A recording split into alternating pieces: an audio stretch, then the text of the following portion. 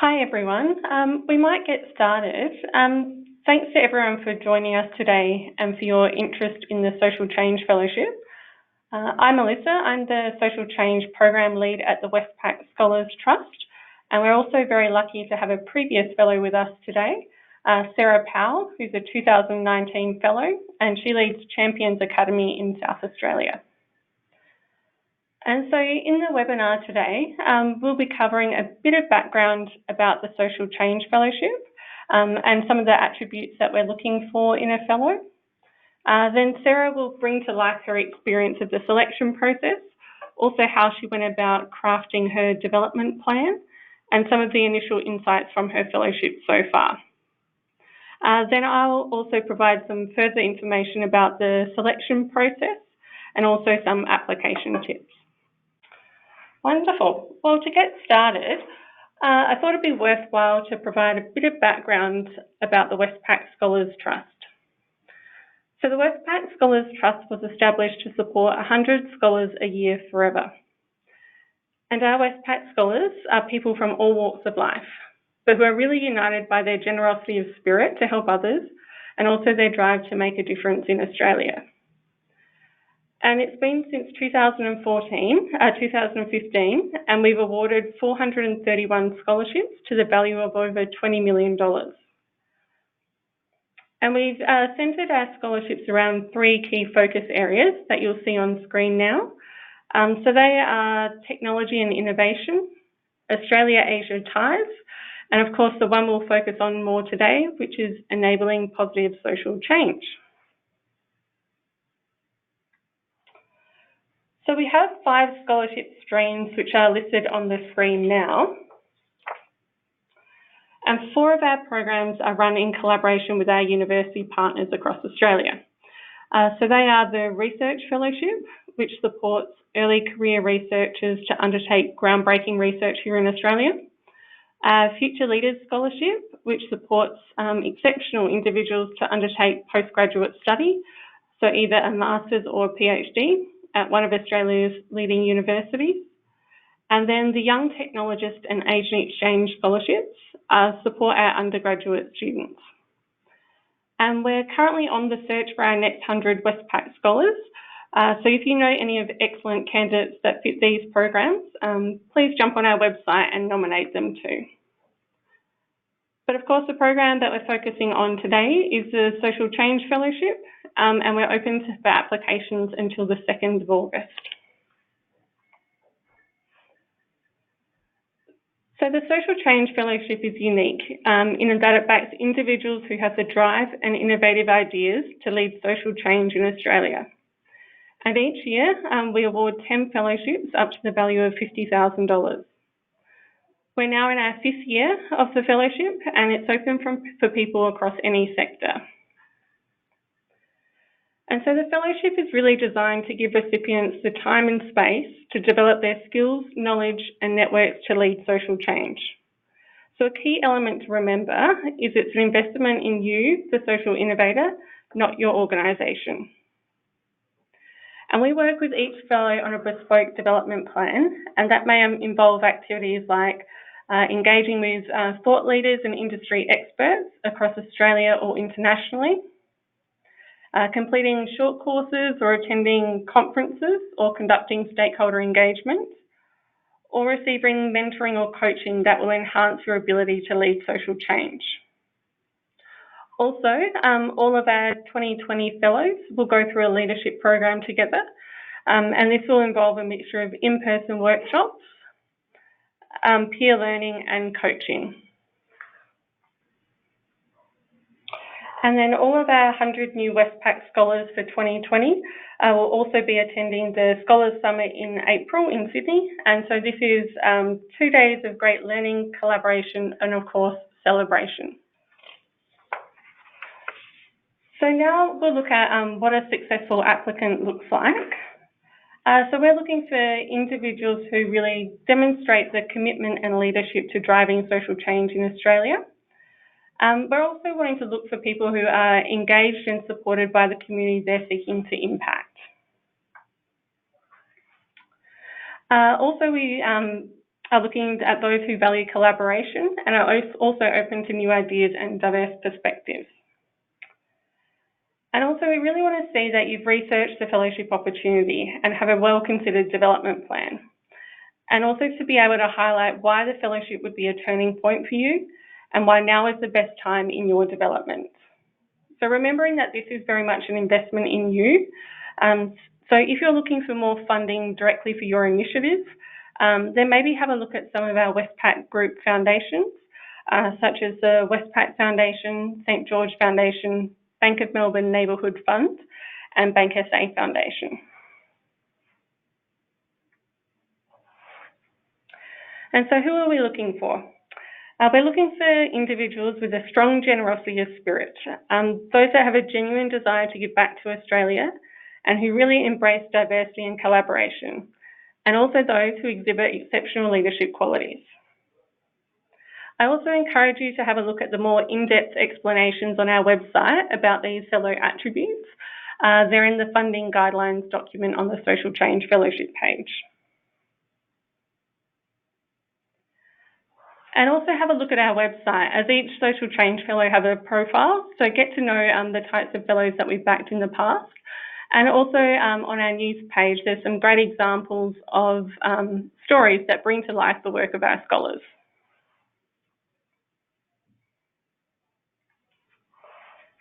And so we're looking for people just like the wonderful Sarah Powell, who you'll see on screen now.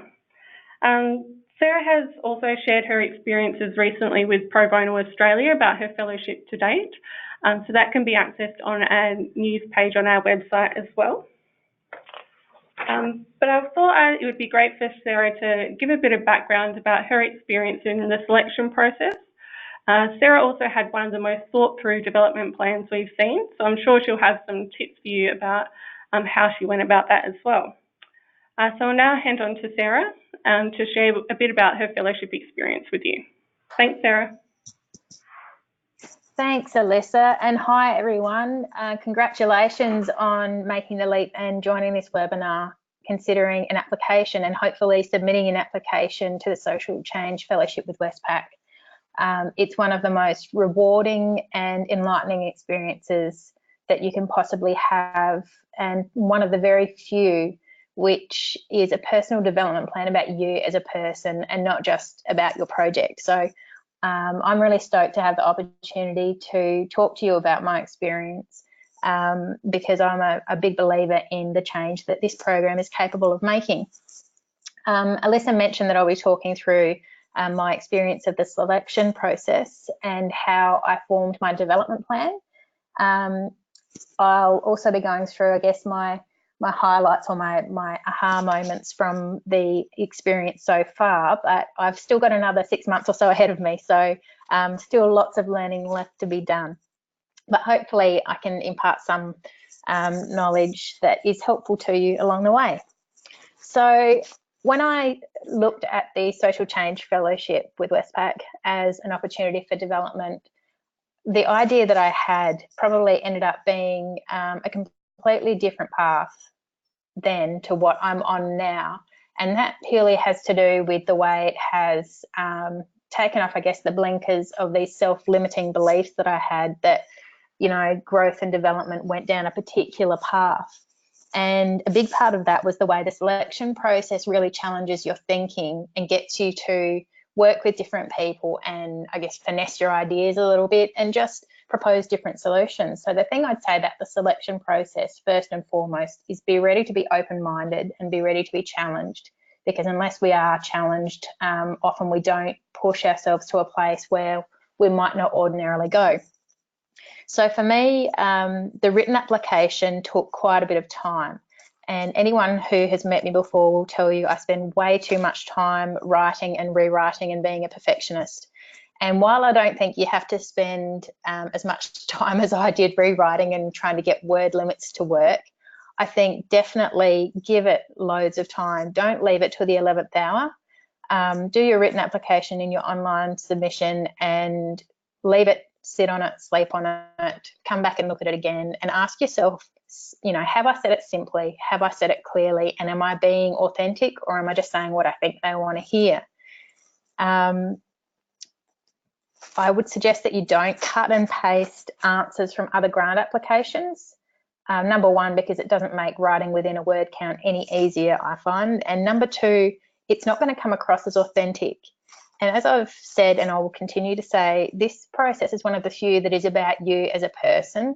So it's really important that you're telling your story and your motivation for doing what you're doing, and you're not just going on autopilot, rehashing what you've asked for in other development pathways or in other grants, because this is quite a different process, and you really need to surrender to that if you want to get the most out of it. So tell your story, be authentic, and sit there and say, you know, how can I say it simply? It's a lot harder to say something succinctly than it is just to ramble on like I tend to do. So don't leave it till the 11th hour is my first tip there.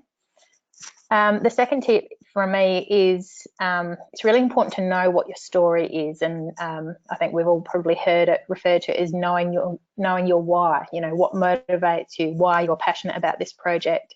And in the selection process, that is probably the most important thing that you can get crystal clear, because when it comes to getting through the selection process written phase, you're then going to go on to a video phase. And you have no one on the other end of this video. You're recording your story, basically, why you are so passionate about this. And you need to be able to demonstrate that in your tone of voice and in your word choice. And you need to be able to say it really clearly and succinctly, because if you don't, the video just stops recording. It gives you a few beeps and then it's finished. So the way I handled that was I scripted what I wanted to say, and I practiced it a few times, and I timed myself, and then I thought, okay, well, it fits. But when you're doing a video recording, you have a tendency to record in a much slower tone than normal. So don't be like me and only time yourself talking in a conversational way. Time yourself talking slower than you normally would. Otherwise, you'll get your last little bit cut off. And that's not a great feeling, I can tell you. But obviously it didn't eliminate me from the process, so that was a plus.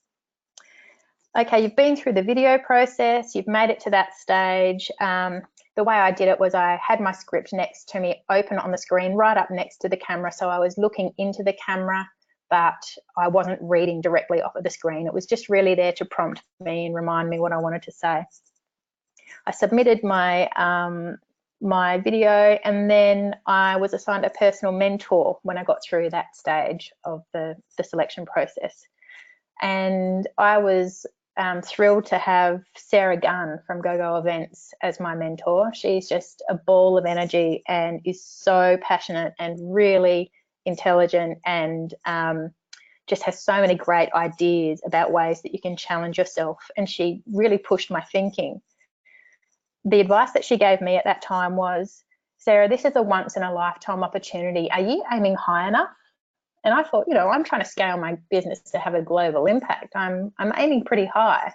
But she said, you've got no international travel in your development plan. You know, you really need to think about what you would do if you got this money that you wouldn't normally spend on yourself. Someone's giving you $50,000. What are you going to do with it? Come on. And she really pushed me, and I needed that.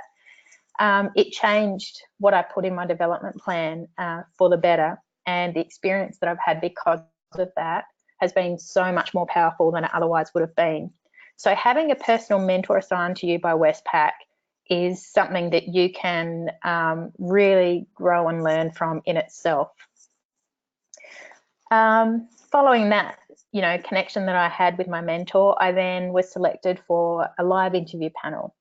I flew to Sydney to Barangaroo Tower. I had 3 different people on my interview panel, and it was made up of a person who was a previous fellow.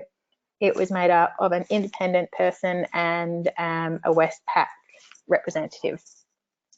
And they were all really lovely and very warm towards me in you know, encouraging me to be myself, which I think that they did deliberately, because again, they're not just sitting there hoping that you'll reel out all of this information about your project and your purpose. They want to hear your passion. They really want to know, you know, has this person got that little something special, that bit of spirit inside of them that that is really going to create influence and impact if we invest in them. So my advice when you get to that stage, that live interview panel, is don't rehearse your answers like you might if you were going for a job interview, or for sure be prepared and know your stuff. Have done your homework, make sure you get your facts and figures as close as correct as possible if you're estimating things.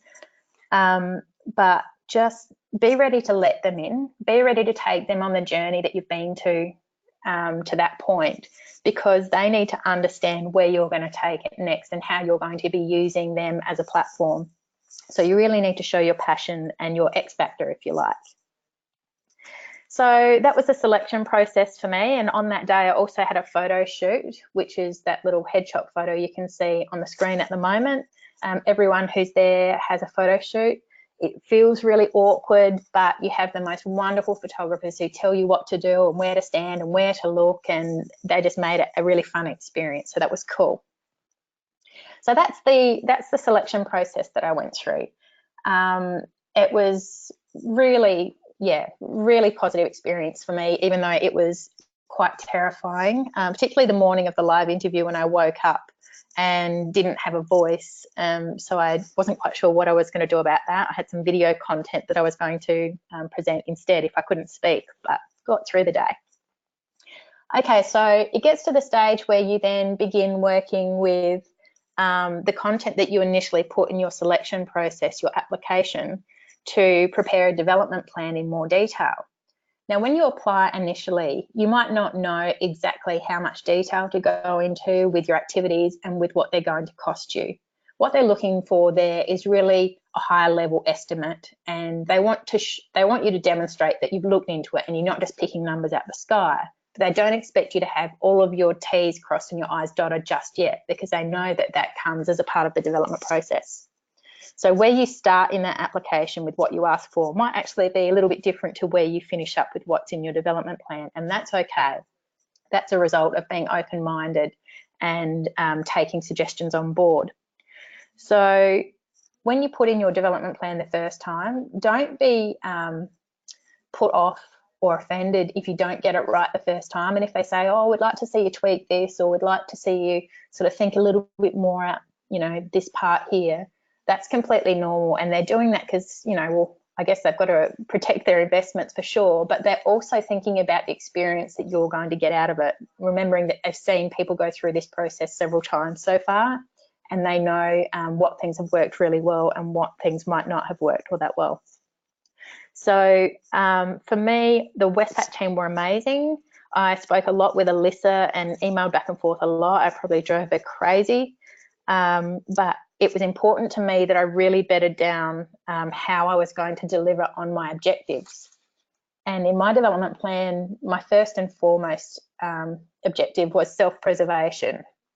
I have a tendency to be a bit of a workaholic and a bit of an opportunity addict. And so I needed to make sure that I would stay focused on my purpose and my drive for this particular project, and how was I going to make sure that I was going to be able to achieve that. So for me, that was things like, making sure that I had childcare so that I could work, in a Monday to Friday capacity in a home office. Things like that, where I wasn't having to work around the clock. Self-preservation meant putting measures in place to be held accountable to things so that I didn't stray off and burn myself out in activities that weren't directly related to my development plan. My second objective was capacity building. So I really wanted to learn from specialists and professionals in my field of interest. And I have a bunch of activities around that. The third objective that I had was to increase my influence as a thought leader and an agent of social change. So I really wanted to leverage the power of communication. So I have a bunch of activities that are around how was I going to be an influencer, what was going to help me to be the most powerful influencer and create the biggest possible and most positive possible social impact. My fourth and final objective was really about the project that started this whole journey, which was creating a global community of interest around rural contraction, decline and exodus. And so that's where I sort of talked about the scaling of the work that I had been doing to date. So that's what my development plan encompasses, and it is largely around traveling to be educated or traveling to connect with experts who could help me through different processes. What I didn't know at the time that I did my business plan, my development plan, was the access and the level of support that you would have from partners of Westpac, such as Minter Ellison, who were just absolutely brilliant and continue to be absolutely brilliant. So they offer you pro bono services to do things like, for me, it's been setting up my corporate structure of a new company limited by guarantee, applying for ABNs and DGR status and ACNC applications and things like that. You know, they're the best in the business at that kind of thing, and we are just so fortunate to have access to them as a partner of Westpac. Additionally, we have access to many of the members of the Westpac team, and Alyssa will refer you to whoever she thinks might be an expert in your field of interest, or someone who can help you to follow through on a development plan objective. And the way that they do that actually helps you to incorporate the right things into your development plan that are actual out-of-pocket expenses. So if I'd been brighter, I would have asked Alyssa which things, you know, should I not worry about putting in my development plan, because I think I had in there initially legal and accounting advice, but it was terrific to have the opportunity to have those pro bono services. So I think that pretty much covers the development plan side of things. As I said, I took a lot of guidance from not just from Sarah Gunn, but also the interview panel and from Alyssa. And the most important advice that I took on board from them, and each of them said it in their own way, was, Sarah, why don't you have any overseas travel and education expenses in your development plan? Now, my answer in the interview process was that I don't want to do a course for the sake of doing a course. I've had a long corporate career and many great opportunities to do leadership development. So I don't just want to go and develop my communication and leadership skills in that regard. But they said, you know, perhaps here's a list of different courses that we think might align really well with what you're trying to achieve. There's no pressure to do them. If it's of interest to you, just know that these are the types of things that you're allowed to include. And for me, there was a list of Harvard courses, there was a Stanford course, there were a few other bits and bobs, and I looked through that list, and I think I just, the penny dropped for me that what I needed to do was to understand human-centered design a lot better than I currently do. And so that was what took me on an overseas study tour to Harvard, where I studied creative thinking process, so innovative solutions to complex challenges, and design thinking. And while I was over there, I spent 10 days just on my own, just getting involved in local things that were happening and connecting with other people and learning about their experiences. And I was able to do a third Harvard course at the end of that tenure using, attending a leadership communications course. So that was really interesting. It was a different take on leadership communication than I was expecting, but I definitely got value out of the first two courses. That I think that the real benefit of being involved in them was not just the content of the courses, but the people that you're in the room with, and the level of knowledge and expertise that's there. So for me, that was people like the head of workplace experience for the Coca-Cola company, one of the people in charge of fundraising for the Bill and Melinda Gates Foundation, strategic people at Uber and Google, and operations managers from Ferrero Company, Microsoft social enterprise team leaders, all sorts of really cool people in the room, and you're just sitting there hanging out, having a peppermint tea and talking about the projects that you're both working on, and they're asking you for advice. Like that's a pretty bizarre experience, but a really powerful one. So that's a bit of an overview, I guess, of my development plan and what I did with it and what I've done with it so far. I continue to work on the scaling of my work with Champions Academy and the global community of interest, which is something that I'm building virtually at the moment. That will continue for the next 6 months or so. If you ask me, what were the highlights of the experience today, to date, I'd say it really probably was having my thinking challenged in ways that really pushed me to invest in myself in ways that I wouldn't normally give myself permission to. I think as a working mum and as a social entrepreneur on a sort of a shoestring budget, I feel like I need to be given permission to do things sometimes when it comes to investing in myself. So it's been a real highlight to kind of relieve myself of the guilt in that process. It's been really cool. The lessons, though, that I've been able to take away were things like allowing more time than you think you're going to need to do things. So if you are planning on going on a study tour, give yourself plenty of time to meet people over there, to talk to people and to reconnect with them outside of your studies.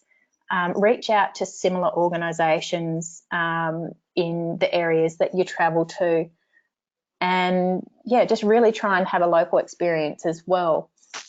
For me, going to Boston was a huge opportunity in itself, and the people that I met and the opportunities I had to learn from them that were spontaneous. It was incredible.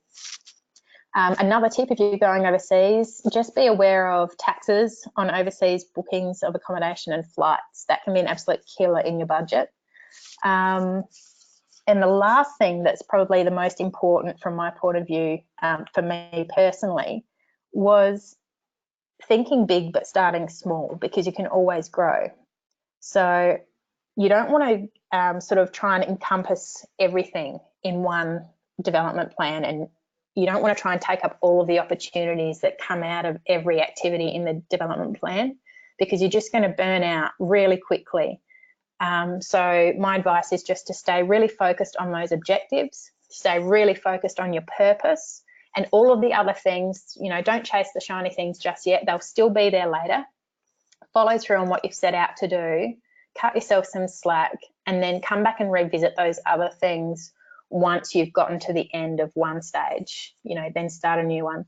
Otherwise, it would be really easy to just burn yourself out in this process, because quite often you've still got a family to look after and a business to run and a job to do, and it's really hard to keep all of those plates spinning. So yeah, think big and just take a step each day toward where you're headed. So I think that's probably pretty much everything, Alyssa, that I can think of. I'm happy to take any questions about my particular experience if anyone wants to ask me anything. Wonderful, thanks Sarah. And yeah, we can pause for some questions specific to Sarah's experience now. So if anyone has them, feel free to type in. And if not, I'll answer some questions at the end as well. So there are a few coming through for you, Sarah. So one is, did you keep working full-time during the fellowship? Yes, I have been, but one of the things that has enabled me to do that is that the fellowship enabled me to put money towards bringing a childcare into my house. So I have a home office, and I was able to allocate a few $1,000s toward that project, toward that service, so that I could continue working full-time. It would possibly be a bit different if I was working for someone else. I would probably need to step away a little bit. I'm fortunate that I work all sorts of odd hours and am able to still get through things, but I think that would be a case-by-case basis, whether or not you needed to take a big step back or whether you were able to continue working full-time. Great. And then there's one about when you made the video, how many goes did you have? And yeah, you do get a few practice goes to test the system as well. But Sarah, I don't know if you have any other perspectives on that.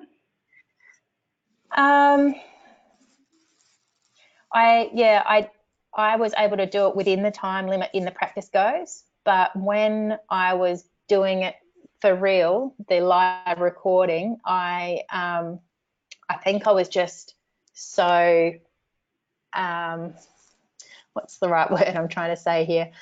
I was so conscious of being clear in what I was saying, and I might have overemphasized and repeated myself at one stage, and so that was possibly why I got cut off at the end. But it was only, you know, half of the last line. So yeah, it took me a couple of practice goes, and then I recorded, I think, on the third time. And in that video, we're more looking for your, I guess, passion and vision to come through. We're certainly not looking for perfection. So don't stress if you get to that stage, and we're here to support you as well. Another one for you, Sarah, is how long did the whole process take of the development plan? That's an interesting question, because it goes on in different ways from beginning to end. How long did I spend on the development plan in my initial application? A fairly long time trying to get it right and trying to understand what I was allowed to include and what I wasn't. I probably spent the most amount of time on it in between when I was selected to go through after that first sort of stage, in between there and the final panel, perhaps, interview. And that probably says more about me being a bit anal than it does about the process and how long it should take. So I'm perhaps not the best guide on how long to spend on your development plan. And there are some questions about how long the selection process took, and that's the next information I'll go through as well.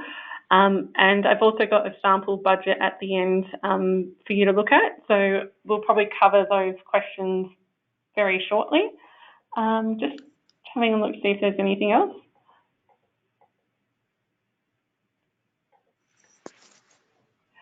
One is, what programs or experiences did your colleagues or peers really value or recommend to you? Certainly the overseas study tour. The experiences probably more were aligned with my objectives. So the experience of going to Boston to learn the design thinking and to study at Harvard were aligned really well with what I was trying to do with designing solutions for community problems. So those were the sorts of recommendations that I took on board and I found really useful and helpful. My mentor also gave me some names of people that I could connect with to learn about community engagement and I guess working with different organisations to gather data about communities and to work with them to change the state that they're in. So she was able to give me actual names of her contacts that I could include in my development plan, not in a way that she was promoting them, but that she knew that this was that person's area of expertise and they're the leader in their field. So they were the ways that I updated my development plan as a result of those discussions. Great. There's one, if this was the first grant you've received, and if not, what else have you been successful at, Sarah? And I know there's a long list, and I think it's quite important, this distinction in the fellowship's not a grant as such, but very much an investment in you. But Sarah, I'll let you speak about some of your recent achievements. Sure. In 2015, I received the Rural Women's Award for South Australia and then nationally in the same year. In 2016, I received the Telstra Business Women's Award for Purpose and Social Enterprise for South Australia. I was nominated for Winnovation Awards and the Australian of the Year Awards Local Hero in 2017. And 2018 was a pretty quiet year. And then 2019 was the Westpac Social Change Fellowship. But as Alyssa pointed out, the others were more around delivering an outcome or a project, or perhaps not the Telstra one, but yeah, this is the only one that has ever invested in me as a person. And for me, that's actually been really empowering, because when I started doing the work that I'm doing now, and I came up with this idea for this program called Champions Academy, I remember going to councils and doing deputations and having them say, no, we won't fund you because this comes across as profiteering and self-interest. Because it was too high a concept. They couldn't see that I was doing it for a purpose other than myself, because I had nothing tangible to sell until I'd sort of created it, if that makes sense. And they can see that now, and they're now supporting the organisation. But at the start, it was really, really a different story. So you do get, you get those grant newsletters and things like that where you think, oh, I'll throw my hat in the ring, and you apply for them, and you get lots of knockbacks, and you get, really really tired of having to tell the story. But a lot of those are project based, and this one, as an investment in myself and my capacity as a social entrepreneur, I think has been probably the one that's had the most leverage.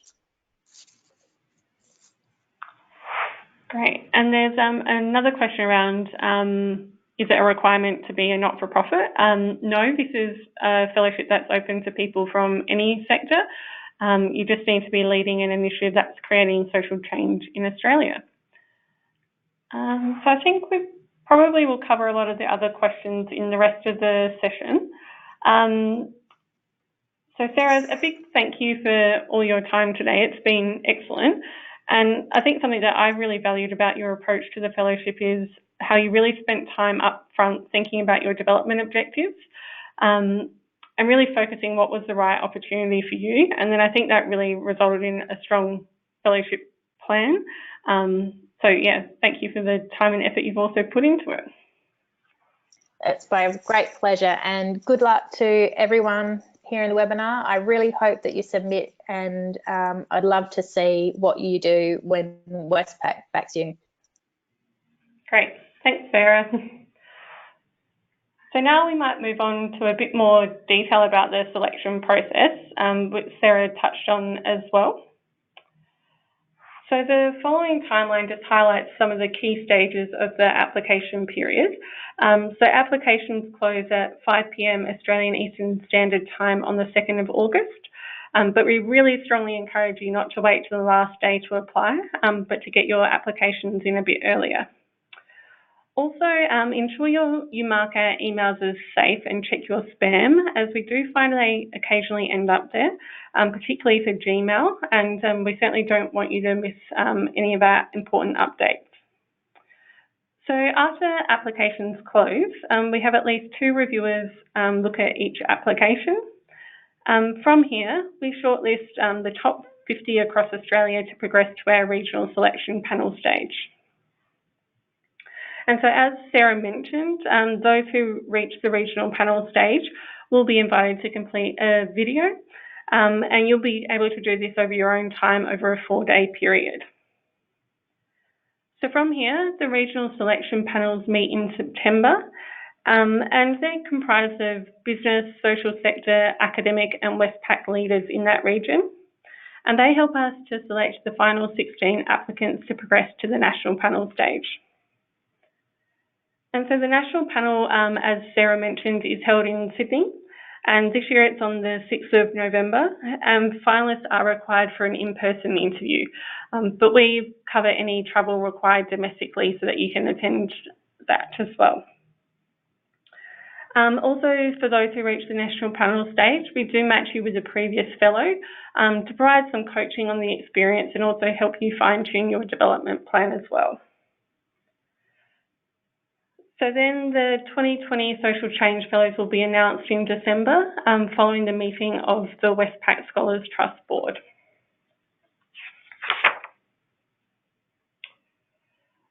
So on screen are just some of the broad level application and development plan tips. So we really encourage you to read the funding guidelines that are on our website. There are also some answers to many frequently asked questions within this document as well. Also, remember to save as you go, probably ideally to save after each page, or within those funding guidelines, there is also the key application questions and the word limits. So you could work on an offline version and then upload that into our grants portal as well. Also, make sure you answer all parts of the question and don't use refer to the above, as some answers may be assessed in isolation. And we also encourage you to try not to use specialist language or acronyms, so make sure that a broad cross-section of people would be able to understand it. Also in your application, we'll be asking for 2 referees. So think about who's the best person to be a referee for you, that knows you well, your initiative, and probably your development areas. And so referees are contacted for those who reach the national panel stage, and we'll let you know before we reach out to them as well. And also inspire us with your vision and passion, and also how you will uniquely contribute to Australia. I think remember that we'll be reading hundreds of wonderful applications, so take time to share with us your story and really bring to life your application. And also spend time considering why the fellowship would be a game changer in your development, and also why now. So think through those personal development goals. So if you struggle to answer some of the questions around the development plan and your objectives, then potentially 2020 may not be the best time for you to complete a fellowship, and it might be worthwhile considering it at another stage. And also, as Sarah said, don't forget that if successful, we'll work closely with you to finalise your plan. But we do want to see some thought and depth into the proposed activities and the budget submitted within your application.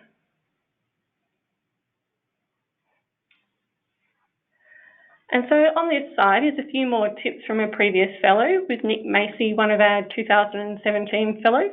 He's the founder of Befriend, a wonderful organisation in WA. So some of Nick's tips were around, I guess, really spending that time planning your fellowship experience and to gain clarity on the learning areas you want to focus on. And also, as Sarah mentioned as well, get advice from others. One of Nick's good tips is get off the beaten track. For many fellows, some of the most beneficial experiences are often the ones of the people or organisations that aren't as well known.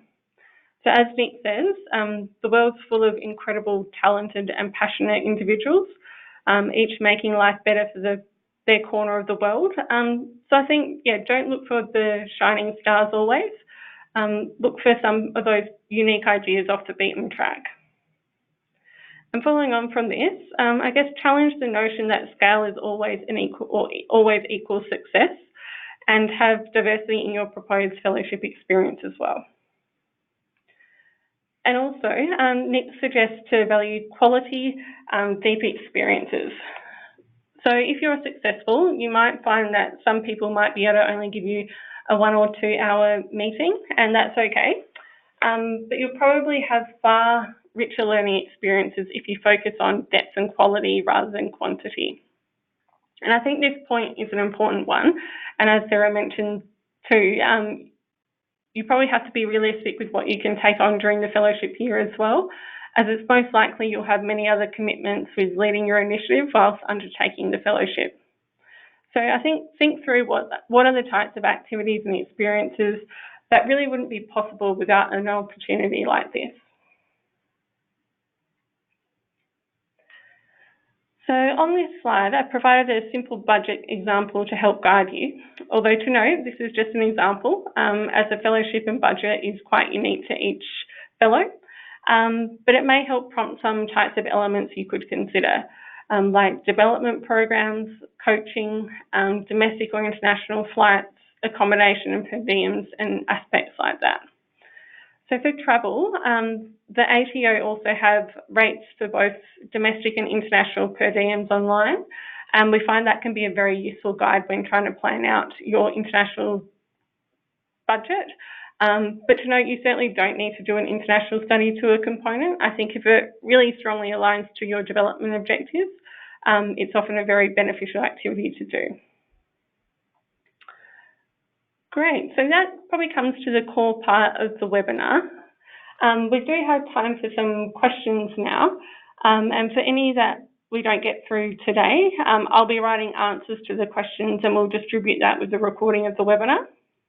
And if some questions are quite specific to an individual, I can get in touch with you offline to help resolve that or chat through more.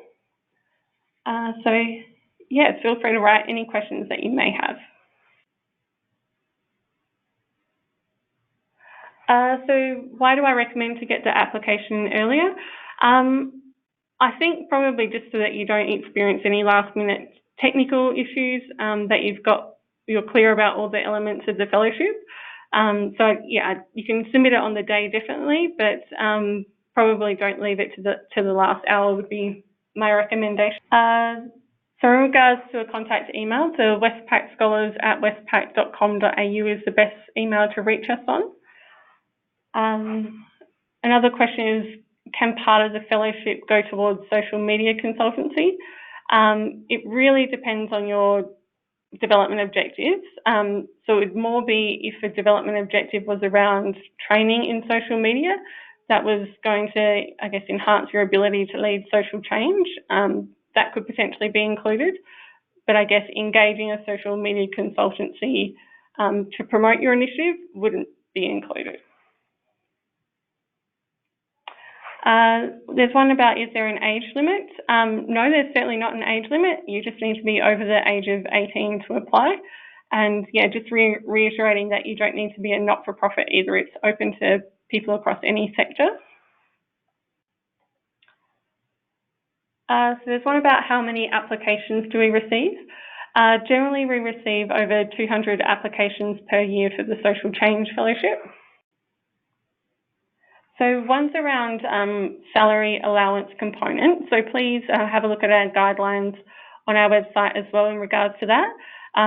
But if you are considering that you want to be considered for a salary allowance, just select yes within your application, and then we'll work with you individually once successful on determining that as well. So there's a question on how would we ensure our initiatives are protected or copyrighted during the process. So only the selection panel reviews your applications. Westpac doesn't own any of that information, so yeah, please feel confident that you will have your initiatives and ideas protected. It's just used for the purpose of assessing your eligibility for the fellowship.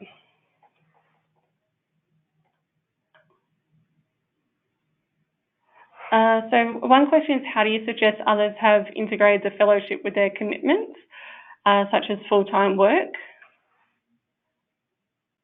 So it really depends on the individual, but they often work with their teams or their board to carve out time that they will dedicate with the fellowship. Either that might be a block where they might be travelling, or some fellows dedicate a day a week to the fellowship.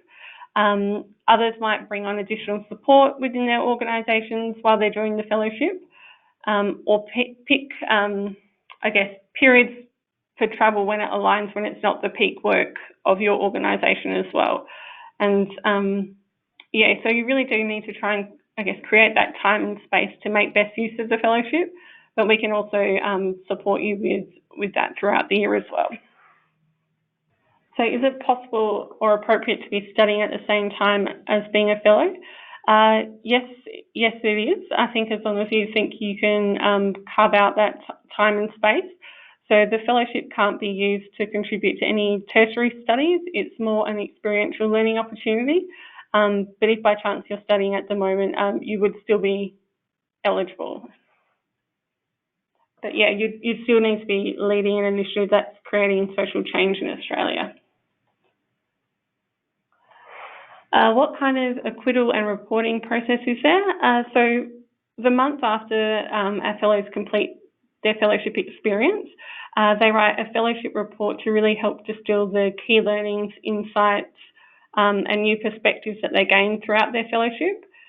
This is done in a report that's, I guess, intended to be shared with others more publicly so that they can, I guess, gain benefit from the fellowship experience as well. In regards to acquittals, yeah, we chat with each fellow to, I guess, let them know the requirements of the fellowship as well. So there's a question around if your organisation was co-funded with another person, is it still okay to apply as an individual? So yes, of course, that's completely fine. And also in the past, I've had questions around, I guess, co-founders wanting to apply for the fellowship together. As it is an investment in the individual, you'd still need to apply separately and go through the selection process on your unique merits.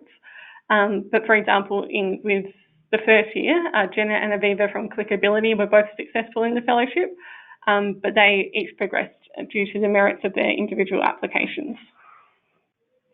So there's a question around if a better travel opportunity comes up during the 2020 year, are we able to amend our development plan at all? There is some flexibility. I guess we chat with each fellow on a case-by-case basis. Generally, it's allowed just one international study per year. Sometimes fellows, if they want to go overseas again, might cover the second airfare themselves. But if a unique opportunity comes up that's quite aligned with your development plan, there may be some flexibility in your fellowship approach. So there's a question around, do social issues extend to shaping better environmental waste management in Australia? Yes, it can also go towards, I guess, broader issues around sustainability and environment for Australia. I think as long as you can highlight how that's going to improve the wellbeing of Australians long term, then yes, definitely, that's completely fine. So there's a question around, does the initiative have to be established or can it be an R&D phase? Ideally, the initiative has been launched and then has been in operation for ideally at least a year. So if you're still in the research phases, I'd probably encourage you to consider applying in future years. Also for another person, the best email to contact us on is westpacscholars@westpac.com.au. Okay, we have a few more coming through now. If there is a specific course on the wish list that exceeds the available budget, is there an opportunity to request additional budget made available? We put a cap on, I guess, a course can't be anything more than $25,000. So we can discuss it on a case-by-case basis, but we do find that most of those sort of short courses, experiential learning opportunities are below that. And we do want to allow other parts of the budget to be utilised for, I guess, various other development opportunities as well. So does the initiative need to be a new organisation or can it be a social change project? It certainly doesn't need to be a new organisation. Yes, so no, it doesn't have to be new. It can be a new innovative idea, or it can kind of run for a decade or more, so that doesn't influence the selection process. There's a question around, if unsuccessful in this round, is it possible to reapply in future rounds? Yes, it is possible to reapply in future rounds, and you can get in touch with us for feedback before reapplying as well. There's another one that just came through around, can funds be allocated to personal expenses as a result of attending a course such as childcare? Yes, they can be if you need to have childcare. Sarah certainly did when she was travelling to the state, so we can work through that with you in your budget as well. Great. Well, if there's no other questions, we'll also go through this list quite closely and make sure that we've answered everything. So yeah, we really appreciate your interest in the Social Change Fellowship and look forward to receiving all your applications by the 2nd of August. So thank you again.